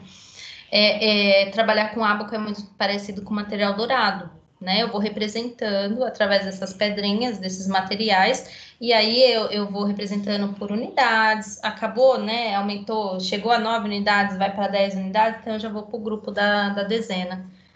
10 dezena? Centena. Então, assim, tanto ábaco, Kuisner e material dourado, utiliza aí trabalhando em cima das unidades e das dezenas. Vocês iam falar alguma coisa? Alguém abriu o fone, não sei se era a Mel ou a Denise. Ah, o meu tá travando para ele abre, fecha, abre. O seu tá com vida própria, né? Ele tem vida própria. Eu desisti. Mas gente, o ábaco ele é o mais antigo, então, né? E ele surge para que haja esse contato com a matemática, né? Não a matemática em si, mas com essa relação dos números, da contagem. Ele auxilia aí na contagem. Hoje em dia, esse material ele é utilizado para alfabetização matemática, né? No processo de ensino-aprendizagem. Eu vou utilizar isso com crianças mais jovens, né? Educação infantil, eu vou utilizar lá no primeiro, segundo ano, né? Posso até utilizar mais, mas vai chegar uma certa época que a criança vai sair daquilo, ela não precisa mais, né? Ela já aprendeu e aí ela vai adiante na matemática. Mas para início de conversa, gente, esses materiais são excelentes. Ou talvez, eu trabalho numa escola pública, como eu vou fazer isso, gente? Não tem. Vamos trabalhar com palitinho, vamos trabalhar com tampinha, né? A criança está naquela fase concreta que ela tem que pegar. Vamos pegar o que a gente tem, né? Pede para os pais juntarem tampinhas, pede para os pais juntar potinho de iogurte. E aí a gente cria, né? Cria um joguinho e faz a criança contar, né? Contar brincando. O ábaco e os outros materiais, eles auxiliam a criança aí nessa fase, né? E é divertido, é gostoso você mexer com isso e aprender. A aprendizagem fica mais satisfatória, né? Eu tô indo agora para a Índia, né? Vamos lá para a Índia. O sistema numérico foi aperfeiçoado e criaram um número que representaram ao mundo. Então, foi lá na Índia que criou o zero, né? Até então não se tinha o número zero, não se existia um número nulo, um número que não representa, né? Por si só não representa nada, né? Mas é um zero à direita que faz toda a diferença, né? Que a gente precisa lá na nossa conta bancária de uns 5 ou 6 zeros, já estava bom para mim. Mas tudo bem. Mas é na Índia, né, que os números são aperfeiçoados. Então, vejam, pessoal, que eu começo ali representando por imagens, por desenhos, e depois essa representação passa a ser por letras. E é na Índia que esses desenhos, né, essas representações começam a tomar a forma de que a gente conhece hoje, né? Por isso que a gente fala que a nossa numeração indo-arábica, né, é por conta que ela vem aí da Índia, essa numeração que a gente usa hoje, né, a indo-arábica. Então, eles também criaram os números negativos, utilizando cálculos com o número zero, pois eles pensam nos números de maneira abstrata, tá? Então, assim, a gente pode ver a representação, né, houve todo um aperfeiçoamento dos números. Eu tenho o indiano, né, só século 3 antes de Cristo, essa primeira linha que tá aqui em cima, né? Tô com alguma coisa dentro do olho. Eu tenho o indiano século 4 a 6 antes de Cristo, então já, os números já começam a tomar uma outra forma, né? Número 1, número 3, muda um pouquinho, 4, vai ficando mais simples, né? A escrita dele. Aqui surge o zero, que até então não tinha. Árabe oriental, árabe ocidental, europeu e o atual, né? Por isso que ele é o indo-arábico.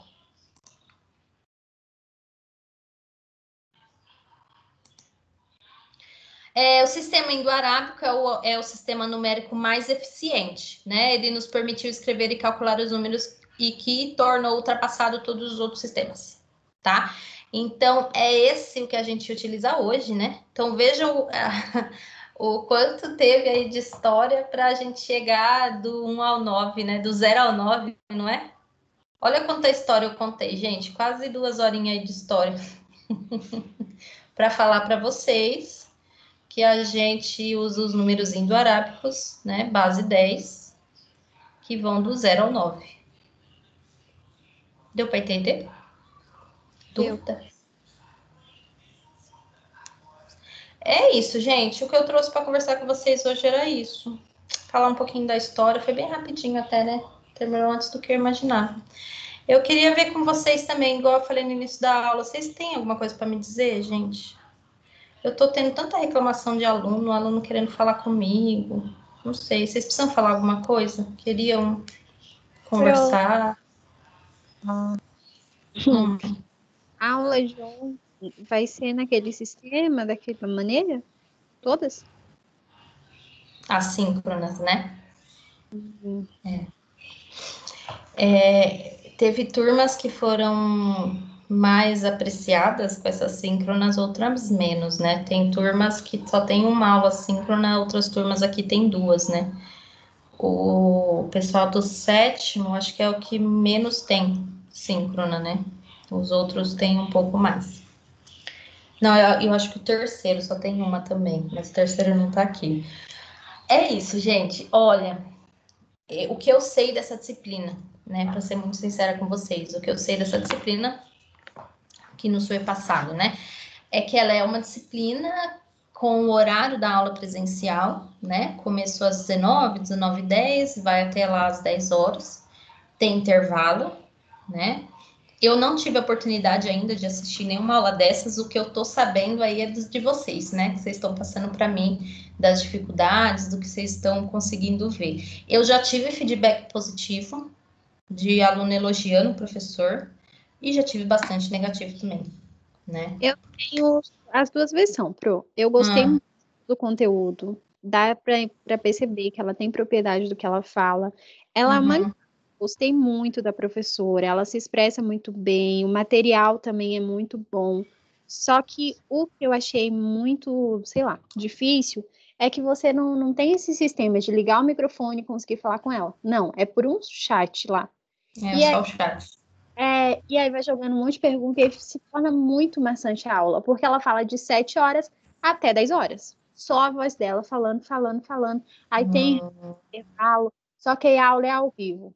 Então, se a internet, ele fica carregando, e você perde essa parte, e quando volta na parte anterior que ela tá falando, aí você atualiza para ao vivo, aí já pula um pedaço, aí você volta para tentar acompanhar, você se perde.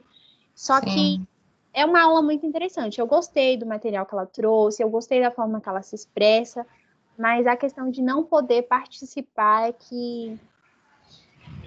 Sim. Perde um pouco essa interação, né? Perde a interação. Foi mal. Então, anteontem foi mais complicado, porque acho que foi o choque. Qual foi a matéria? Anteontem foi... Nossa, tanta coisa na cabeça.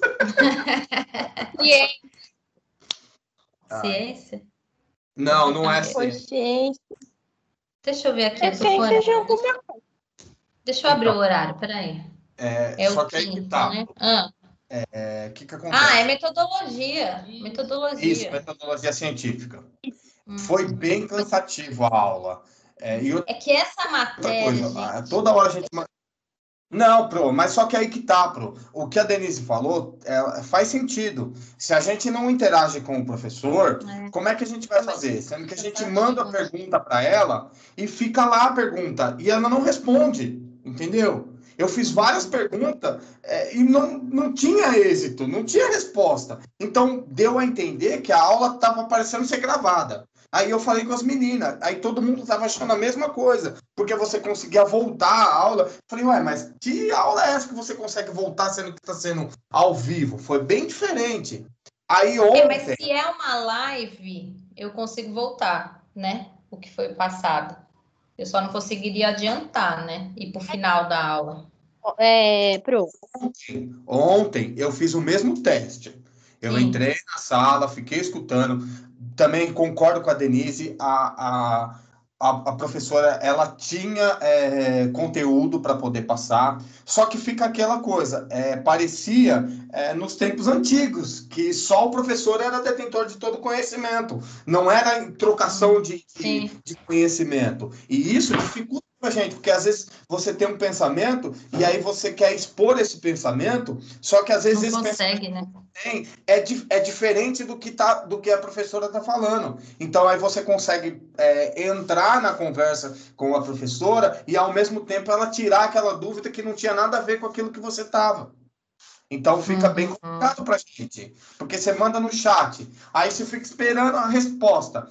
A professora não fala, não responde aquilo que você está precisando ouvir. Sim. Então fica aquela dúvida no ar, aí ela abre no final, só que até chegar no final, aquilo que você estava na mente, você já esqueceu, a menos que você esteja marcando ali, aí você escreve a sua dúvida para poder chegar no final e perguntar. Só que eu falei, bom, ela não respondeu até agora, eu vou fazer o quê? Sendo que ela lia coisa dos outros e não respondia o nosso.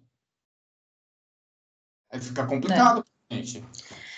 Assim, o que eu sei é que tem um professor, né, de Londrina. O que nos foi passado é que eles escolheram os professores que tinham domínio do conteúdo, e pelo que eu tenho visto dos alunos, o problema aí não é o conhecimento do professor, porque até agora eu não ouvi nenhuma reclamação de professor. Eu não conheço esses professores, mas até agora eu não ouvi nenhuma reclamação do professor em si. Eu ouvi reclamação que é justamente o que vocês estão me apontando, do método, né? De como é feita essa interação. E eu acho que é isso que está causando aí muita estranheza, muita dificuldade, né? Essa interação. Sim, é exatamente. E assim, gente, o que eu vejo é algo institucional, né, que já está implantado, porém é algo novo, tanto para nós que estamos aqui na ponta, né, porque assim, eu estou aqui só, né, eu estou no operacional, né, só executando. Isso tudo já foi planejado, já foi feito com antecedência, né, porém o professor que está lá, eu já vi aluno reclamando que o professor ficou meio perdido, eu imagino que o professor também está passando por situações novas, né. Então, eles estão implantando. E eu acho que eu gosto de ouvir, eu não estou me colocando, falando aqui para vocês, gente, não adianta nada, mas eu gosto de ouvir vocês e saber a opinião e ter esse retorno mesmo para saber o que vocês estão sentindo. E aí eu passo também adiante e falo, os meus alunos falaram bem, que os professores são bons, o conteúdo é bom, porém a interação fica a desejar. E eu acho que a instituição ela precisa ter essa abertura, né, para ouvir e aprimorar isso daí, né? Eu acho que é importante vocês se manifestarem sim e falar, estou satisfeito, estou insatisfeito, por que eu estou insatisfeito? O que aconteceu que te deixou insatisfeito, né? Eu acho que se fosse esse mesmo esquema da sua aula, eu acho que seria uma aula muito bem aproveitada. Porque teria essa troca. Já foi difícil para a gente acostumar com esse método, né? É verdade, é verdade. Fica em silêncio, ou então não é nem porque a gente não quer, por timidez mesmo, ou o microfone que trava, a internet, são N motivos. E aí ainda você tá com uma pessoa que você não conhece, você não tem afinidade ainda, aí a disciplina nova e eles ainda vão e muda o aplicativo. E aí começa a oscilar a internet, não tem essa troca, e você fica perdido. Tipo, você entra na aula com dúvida e você sai com mais dúvida ainda. Sim, não é verdade. Gente, é isso que eu tenho para dizer para vocês, né? Eu também estou aprendendo junto com vocês, tá? Porém, eu quero passar isso sim adiante. Eu tenho até aluno que veio falar para mim, não de vocês, nenhum de vocês não, né? Do seu curso, que, vou deixar aqui minha indignação. Eu falei, então, não, se manifeste, né? Quer deixar registrado? Manda por e-mail, eu pego esse e-mail, eu passo adiante, entendeu? Mas eu acho que tem que ter esse diálogo, né? E eu espero que a instituição também tenha essa abertura para diálogo também, né? Porque tudo que é novo, gente, é novo para a instituição, é novo para vocês, e ambos têm que estar abertos para o novo, né? Tanto vocês estarem abertos para aprender uma nova maneira e a instituição também se adaptar ao que você está pedindo, né? Mas é isso, gente. Eu tô aqui aprendendo, igual vocês. Tô aqui aprendendo. Muita coisa foge do meu controle. O que dá eu faço, né? Eu igual nessa situação agora, quem sou eu na fila do pão para chegar para eles e falar não vai ter mais isso, né? Não sou ninguém. Mas o que eu posso fazer? O que eu posso fazer é passar adiante o que eu estou recebendo, né? Acho que essa é a questão.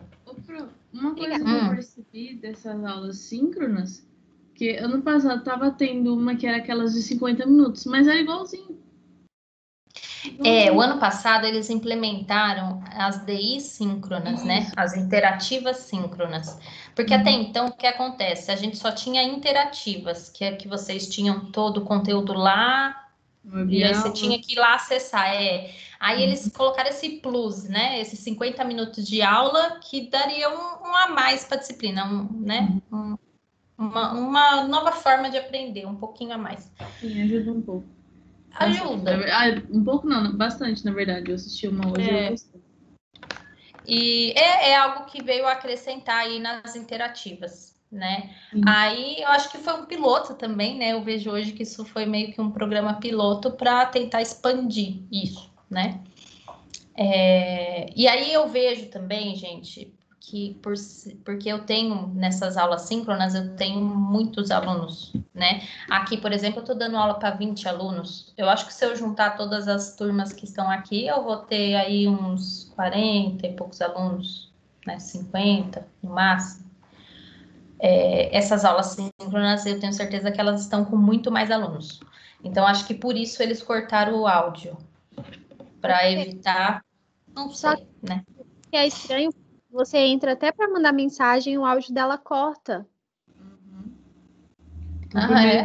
No primeiro dia eu me senti igual um robô. Fiquei triste e bravo ao mesmo tempo. Porque você mandava, aí porque lá tem a professora e tem, acho que um coordenador do curso que tipo, você manda mensagem no privado, aí depois a pessoa que libera, sabe?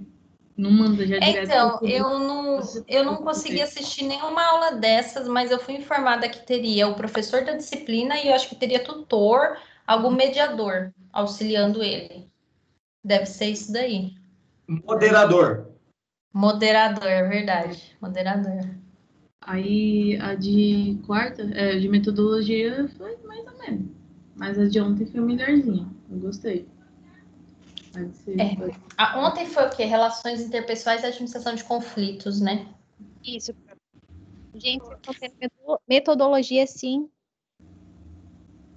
Boa sorte. Você fez comigo, não é? Foi. Você já foi difícil, mas que tá nesse eu quis te matar, né? Eu quis te matar, que eu lembro. Exatamente. Gente, eu gosto muito dessa disciplina. Eu sou apaixonada pela metodologia.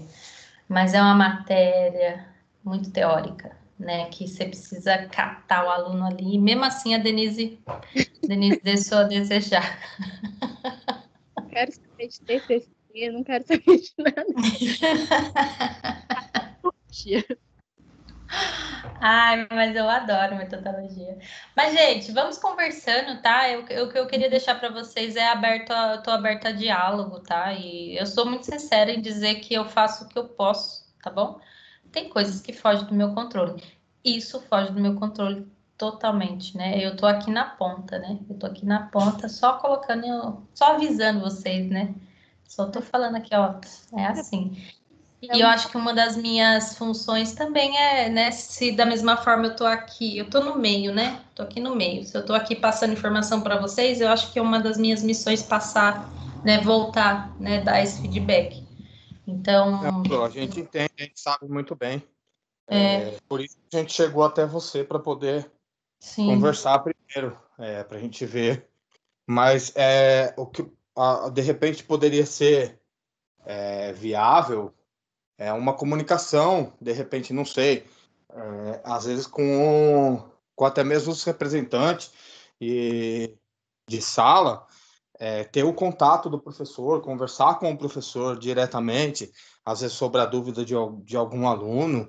De repente, ter alguém, né? Coisa... Ou o professor ou esse moderador, né? Ou esse moderador. Isso. Eu perguntei hoje se podiam mandar o PDF da aula, postar no portal, e-mail, alguma coisa. Ah, não, depois é só você assistir a aula de novo porque tá gravado. Tá. Poxa, eu não podia pegar e separar, né? Porque facilitaria muito mais, né? Na hora de estudar também, rever o conteúdo. Sim, lá no portal. Das 7 até as 10. Bastante tempo, né?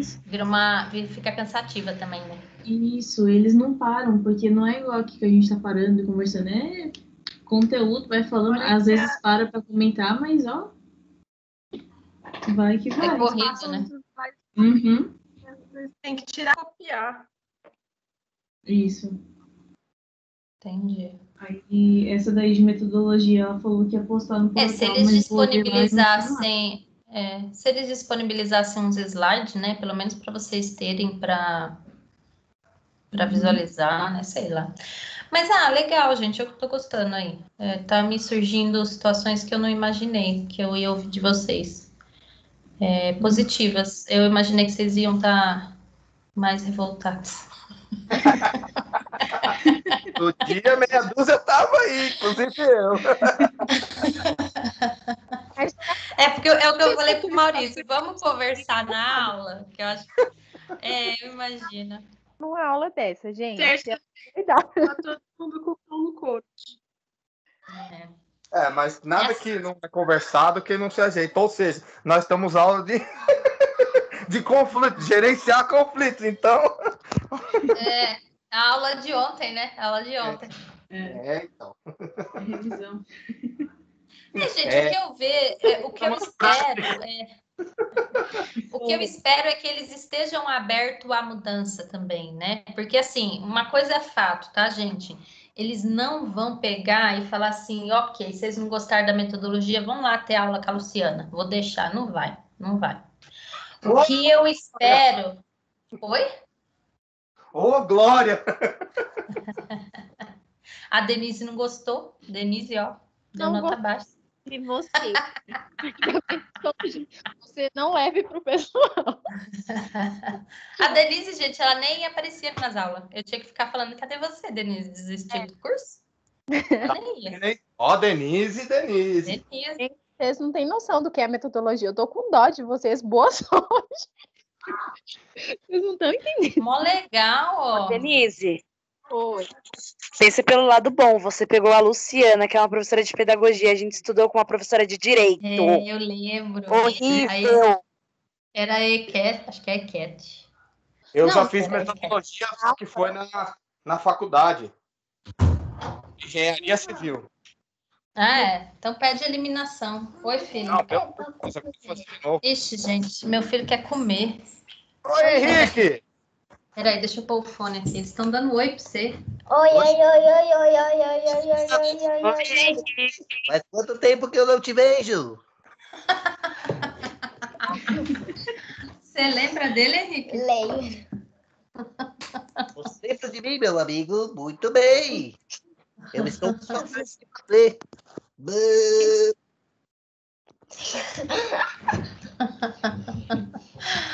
Gente, mas é isso.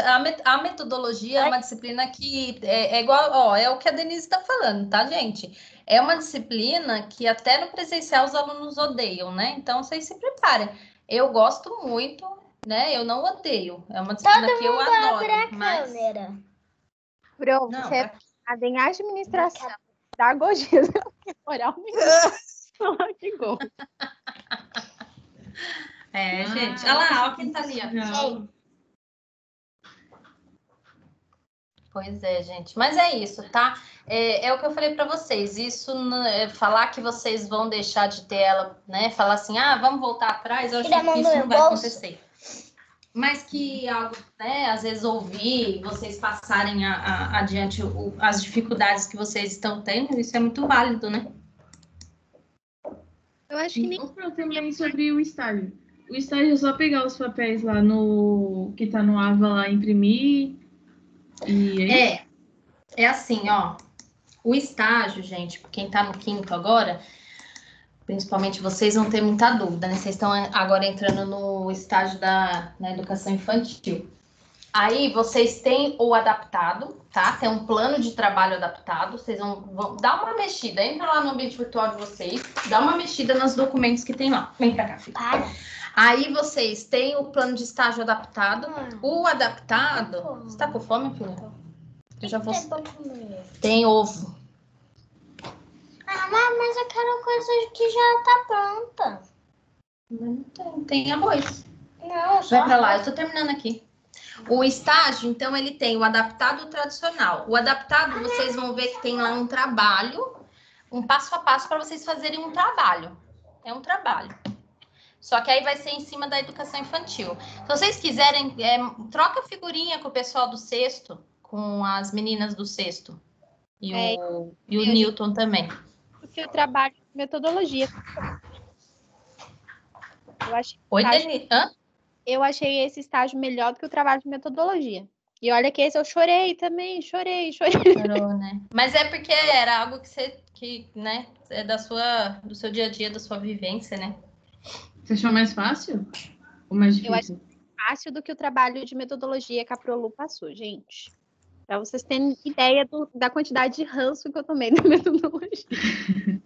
Então, não sei, eu queria fazer na escolinha mesmo, né? Só que parece que vai ser Então, chato. Tem isso. É por isso que tem um adaptado, tá, gente? Quem já está estagiando, quem tem a possibilidade de fazer o tradicional, eu acho ele mais fácil, porque você tem que preencher alguns documentos, você tem que fazer alguns planos de aula e enviar, pegar assinatura de professor, pegar assinatura de diretor, pegar assinatura na faculdade, assinatura de Luciana e juntar esses documentos e enviar. É mais fácil porque você só vai ter essa logística, esse trabalho logístico para fazer e montar alguns planos de aula. Porque aí tem a fase da observação, onde você vai ver o professor trabalhando e vai anotando. Então, assim, é mais fácil. O adaptado é um trabalho que você tem que desenvolver. Mas, diante da nossa atual situação, eu tenho aluno que não está conseguindo estágio, eu tenho aluno que não trabalha Por exemplo, vocês têm que fazer agora de educação infantil. Então, se você está trabalhando no fundamental e a sua escola não tem o infantil e não assinar o contrato, às vezes você não vai conseguir ter esse tempo para fazer em outra escola. Aí tem o adaptado, tá? Então, o adaptado é legal porque ele te dá essa outra possibilidade. Mas teve muitos alunos, a maioria dos alunos fizeram no semestre passado o adaptado. Poucos fizeram o tradicional. Ô, professora. Entendi. Oi. O estágio, ele não saiu na grade, ou saiu? Ele tem que aparecer lá para você cursar. Não apareceu? Não, para mim não. Tem que aparecer, se não aparecer. Para mim também não. Tem que aparecer, gente. Me manda uma mensagem depois para que eu dê uma olhada. Tá ou ver se ele não tá... Porque às vezes, se vocês têm muitas matérias, ele fica numa segunda página do AVA. Ou Ele então não tá mesmo. Grade horária, mas no AVA. Ele tá ele tem que estar lá no AVA de vocês. Dá uma olhada lá. Abre o AVA, vê se tem uma segunda página no AVA, porque ele tem que estar lá no AVA. Ô, Pro, esse estágio, ele geralmente é para entregar lá em junho, tipo, no finalzinho, não é? Não. O adaptado... Aqui tá aparecendo em abril. Não, então, o adaptado, que é o trabalho escrito, vocês têm que entregar em junho. O tradicional, você já tem que entregar o contrato agora. Mas nesse contrato tem que estar tem que ser o contrato só, durante esse semestre. O termo de compromisso, o acordo de cooperação, uma coisa assim. E aí, nesse contrato, tem que estar estipulado data que você vai trabalhar, horário que você vai trabalhar, assinatura do diretor, assinatura sua, assinatura minha, assinatura da diretora da faculdade. Entendeu? Tudo isso está lá no AVA, gente. Eu vou ver se eu marco uma reunião com vocês na semana que vem, porque aí a gente até abre junto e vê junto, né? Mas tá tudo lá no AVA, tudinho. Mas é isso. Se você, Arielle, optar por fazer o tradicional, ele é mais fácil, né? Por aqueles motivos que eu já citei. Porém, você tem que correr logo com os documentos. Teve aluno no semestre passado que queria fazer o tradicional, mas perdeu o prazo para entregar o contrato. Aí foi para o adaptado. Só que vocês ainda estão tendo sorte de ter o adaptado. Né?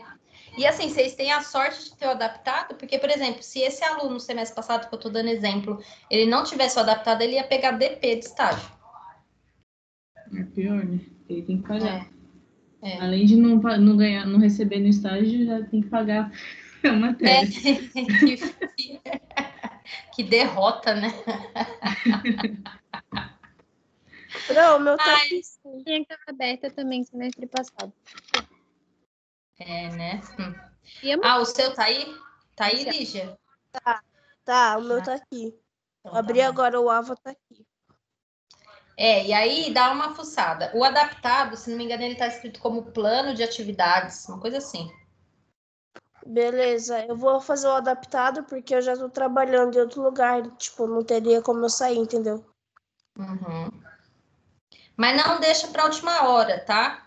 Tá bom. Porque, por exemplo, semestre passado eu lembro aqui do nome dos boi, por exemplo, da Mel. A Mel tá aqui, não tá? Vou falar na cara. Que é Falo isso? na cara. Eu lembro que você deixou para a última hora e não conseguia abrir os vídeos, não era? Não, eu deixei pra última hora, não, Pro. Calma aí. Calma aí. Não, deixei não. Nós não estávamos conseguindo abrir, porque a edição que nos enviaram foi a desatualizada. Porque... Olha lá, seu filho não tem culpa. Seu filho não tem culpa, Mel. Seu filho gritando aí no fundo. Não, não é meu, não. Não, até é do Maurício. Deve ser. O microfone do Maurício desligado, coitado. Então, a Mel, o que aconteceu? Ela fez o download lá nos primeiros dias, porque ela falou assim, eu sou a menina adiantada. Foi lá, fez o download. Só que ela não percebeu que eles atualizaram, que estava com algum problema. Aí ela chegou lá no final, não conseguia abrir, ficou desesperada, né? Não acompanhou, né? Porque tinha 2 livros pra gente ler. Então a gente optou por deixar... muita coisa, gente. Vocês se preparam. Porque a gente deixou os vídeos para ver por último, porque eram mais fáceis, então fomos ler. Ninguém disse que ia ser fácil, né? Ninguém disse que ia ser fácil. Então, só que daí a gente achou que os vídeos iam ser bem mais curtinhos, bem melhores, mas doce ilusão, né? O golpe tá aí, quer quem quer, né? Então... Mas, ó, uma dica que eu dou para vocês do quinto, troca a figurinha com o sexto. Né? Troca a figurinha com o sétimo, que não muda muito de um semestre para o outro. Então, eles podem dar algumas dicas aí. Imagina o semestre que vem, vai estar todo mundo querendo se matar, porque aí vai vir TCC, uma renca de disciplina. O pessoal do sétimo agora. Gente... Tem quase ninguém do sétimo, mas tem, que eu tô vendo o nome aqui, ó. Fernanda, Jéssica, do sétimo, Cauane. Bibiana. Estão tudo aí, ó. Esse é o fato, né, Pro? Por causa do TCC. Estão tudo aí na fúria do TCC. Porque aí acumula, né, gente? É mais coisa. Quando chega no sétimo, a cabecinha dá um parafuso. Esse semestre eu achei que ainda ficou tranquilo, Pro, que a gente tá tendo aula só segunda, terça e quinta. Semestre passado vocês tinham todo dia, né? É a folga, ó. 7 horas da manhã, eu mandava mensagem pra Luciana. Eu não entendi, porque falou a Fernanda e a Denise ao mesmo tempo. Falei que 7 horas da manhã, 7 horas da manhã, eu mandando mensagem pra você, Pro. Eu vi? Acho que eu nem vi. Você me respondeu 1 hora depois, lembra? Essa é doida. A gente dorme com o celular na mão, né? Mas gente. Aí o sétimo agora tá com mais matéria, né? Vocês estão, acho que, com a turma que mais tem matéria, vocês. Presencial. Vocês se preparam. Não tem como adiantar a matéria, né? Não tem. Só tem como se, por exemplo, for um aluno que veio de outra instituição, fez plano de estudo, fez análise curricular, na verdade. Aí dá. No sétimo e no oitavo eu vi que tem bastante matéria, né? Se pudesse adiantar pelo menos 1 ou 2 agora, para não ficar tão pesado no final com o TCC. Não pode. Não pode porque aí tem toda a regulamentação do MEC, né? Porque, por exemplo, se a gente deixa um aluno que está lá no quinto puxar a matéria, aí ele vai terminar em menos de 1 ano, provavelmente. E isso não pode acontecer, em menos de 4 semestres, quer dizer, de 8 semestres, 4 anos. Isso não pode acontecer. Entendeu? Agora, se veio de fora de outra instituição, você já tinha um tempo cursado e agora você está vindo para cá, aí não tem esse problema, porque aí você vai cursar mais do que 8 semestres, né? Então, você vai estar, ou os 8 semestres. Você só não pode cursar em menos de 8 semestres. Entendi. Outra coisa, eu sei que não tem nada a ver. Tem um pessoal que eu conheço que está começando a fazer EAD em pedagogia. Falaram que é 3 anos. Olha, gente, tem algumas instituições mas não é daqui, né? Né? Mas então deve ser a complementação pedagógica, não é não? Eu não sei, nunca tiveram feito faculdade, começaram assim, 3 anos. Eu achei estranho, deve né? ser. Me falaram que era assim. Na Uninove é 3 anos EAD. EAD nem agora.